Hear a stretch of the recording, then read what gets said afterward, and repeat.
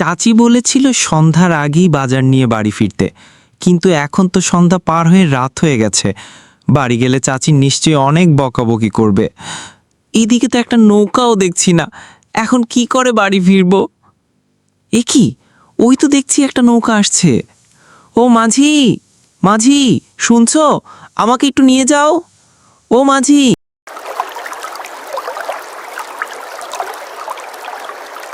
এই যে খোকা, তাড়াতাড়ি নৌকায় উঠে পড়ো তো দেখি, বেশি রাত হলে আবার বিপদ হতে পারে।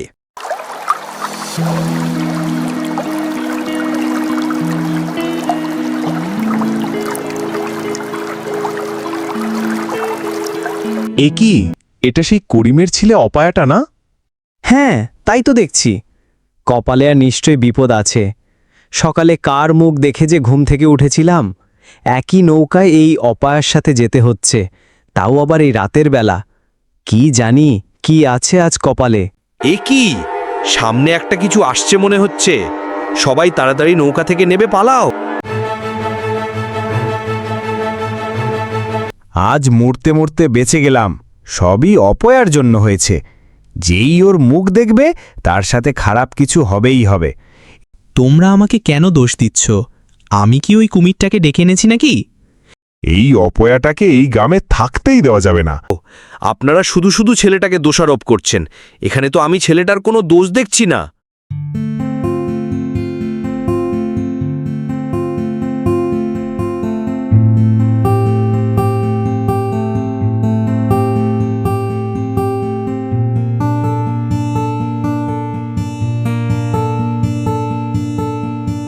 চাচি, চাচি, দরজাটা খোলো। চাচি, দরজাটা একটু খোলো। এই অলক্ষণেটার জন্য কি একটু শান্তিতে ঘুমাতেও পারবো না? এই কি রে, তোর না সন্ধ্যার আগেই বাজার করে বাড়ি ফেরার কথা? তা এত রাত করলি কেন শুনি? আর তোর হাতে বাজারের ব্যাগ কই? চাচি, নদীতে কুমিরের হাত থেকে পালাতে গিয়ে বাজারের ব্যাগ নদীতেই ফেলে এসেছি। হায় হায়, আমার কি সর্বনাশ করলো রে! এতগুলো টাকার বাজার নদীতে ফেললি? আমাকে আর কত জ্বালাবি রে! যা, তুই এক্ষুনি আমার বাড়ি থেকে বেরিয়ে যা। জন্মের পরে তোর মা বাপ দুজনরাই তো খেলি, এখন আমার মাথা খাস না। চাচি, এখন এত রাতে আমি কোথায় যাব? সারাদিন কিছু খাইনি, আমাকে একটু কিছু খেতে দাও। এই, তোর লজ্জা করে না? এতগুলো টাকা নষ্ট করে এখন আবার খাবার চাইছিস? আজ রাতটা থাকতে দাও, কথা দিচ্ছি সকালে উঠে চলে যাব। ঠিক আছে, সকালে উঠে তোর ওই মুখ যেন আমার আর দেখতে না হয়।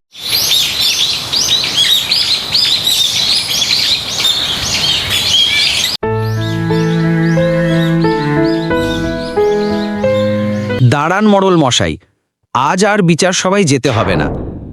কেন হাসেম, কি হয়েছে? সামনে তাকিয়ে দেখেন কে আসছে। ও হচ্ছে এই গ্রামের অপয়া। ওর মুখ দেখলে তার দিন খারাপ যায়। তাই বলছি মোড়ল মশাই, আজ আর বিচার সভায় যেয়ে কাজ নেই। আমি তো তোমাকে জ্ঞানী মনে করতাম, কিন্তু তুমি আবার কবে থেকে এসব কুসংস্কার বিশ্বাস করো? এসব কুসংস্কার আমি একদমই মানি না। বাজে কথা না বলে চলো এখন। বিশ্বাস করুন মোড়ল মশাই, ও সত্যি একটা অপয়া।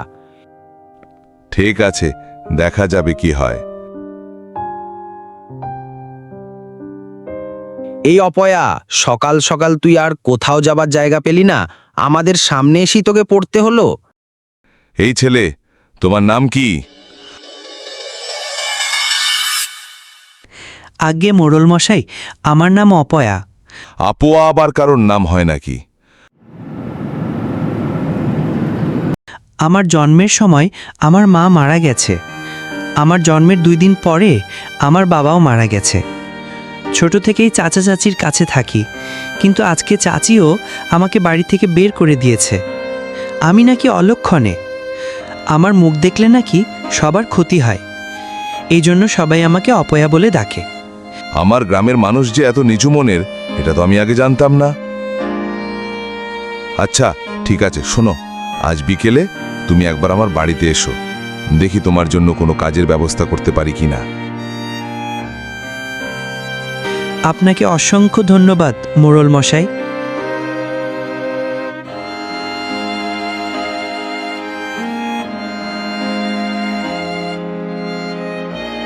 হায় হায় হায়, মোড়ল মশাই, আপনি এই অপয়াকে কাজ দেবেন বলছেন?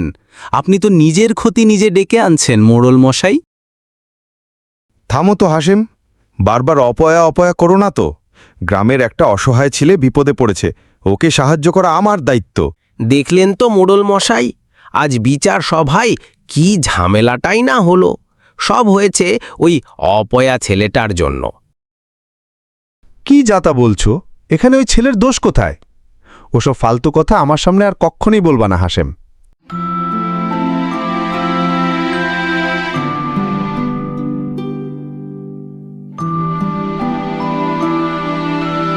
মোড়ল মশাই, বলছিলাম যে ওকে তো বিকালে আসার কথা বলেছেন, কিন্তু কি কাজ দেবেন কিছু ভেবেছেন কি?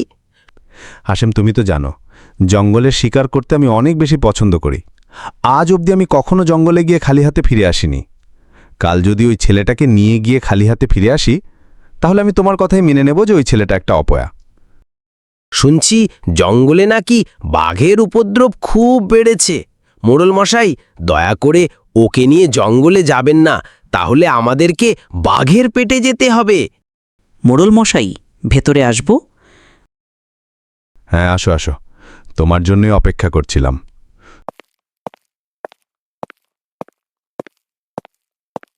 ক্ষমা করবেন মোড়ল মশাই, আমার আসতে একটু দেরি হয়ে গেল।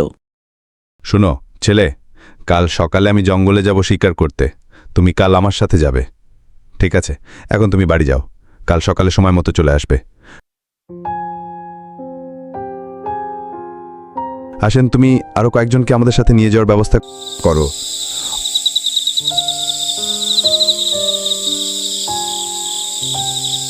হাসেম, শিকার করতে যাওয়ার জন্য প্রয়োজনীয় জিনিসপত্র সবকিছু কি প্রস্তুত হয়েছে? সবকিছু তো ঠিকঠাক হয়ে গেছে, কিন্তু মোড়ল মশাই, এই লোকগুলো তো যেতে চাচ্ছে না। আমাদেরকে ক্ষমা করুন মোড়ল মশাই, আমরা এই অপয়া ছেলেটার সাথে কিছুতেই জঙ্গলে যাব না। ঘরে আমাদের বউ বাচ্চা আছে, ওদেরকে রেখে আমরা এত তাড়াতাড়ি মরতে চাই না। হ্যাঁ হ্যাঁ মোড়ল মশাই, আমরা যাব না। গত পরশুদিনও এই অপয়ার জন্যে কুমিরের পেট থেকে মরতে মরতে বেঁচে ফিরেছি। ওর সাথে আর মৃত্যুর মুখে যেতে চাই না। কাউকে জোর করে নিয়ে যাওয়ার কোনো প্রয়োজন নেই। তুমি বরং পাশের গ্রাম থেকে কয়েকজনের নিয়ে যাওয়ার ব্যবস্থা করো।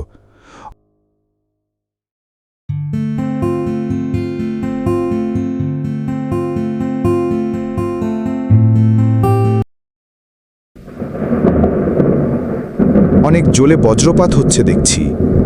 চলো সবাই, বড় গাছটার নিচে চলো।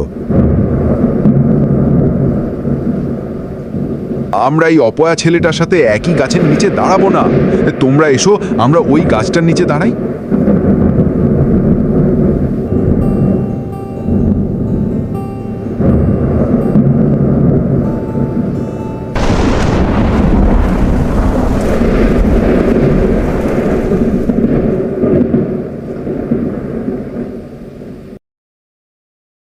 আমি কোথায়? তুমি তোমার ঘরেই আছো। এত সময় মরে ভূত হয়ে যেতে। যদি এই ছেলেটা সত্যিই অপয়া হতো তো। আমি বুঝতে পারছি এখন, আমি সব বুঝতে পারছি। এতদিন আমি অনেক বড় ঘোরের ভেতর ছিলাম। যেহেতু আমার কোনো সন্তান নেই, তাই আজ থেকে ও আমার সন্তান হয়ে থাকবে। ওকে আর কেউ অপয়া বলে ডাকবে না। আমি ওকে নতুন নাম দেব।